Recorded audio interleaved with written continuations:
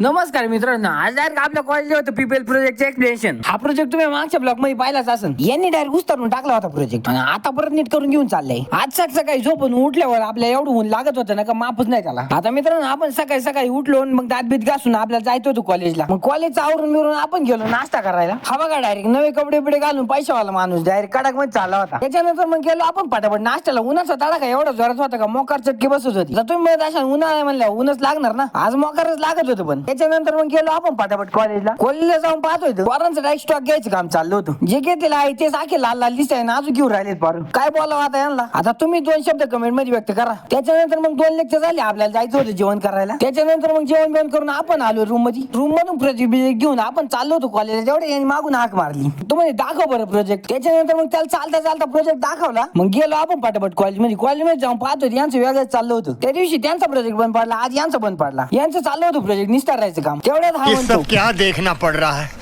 अच्छा है मैं अंधा हूँ। त्याच्यानंतर लय प्रयत्नांतून केला प्रोजेक्ट चालू. त्याच्यानंतर मग यांचा प्रोजेक्ट पाहिलं गेलं. याच्यात नुसते लाल लाल टिपके दिसायचे. याला मला प्रोजेक्टचं नाव काय रे? तो म्हणे रडार सिस्टीम. म्हणलं कोणती? Radar system. तुम्हाला रडार नाही रे, रडार सिस्टीम. रडार म्हणलं ओके, रडार सिस्टीम.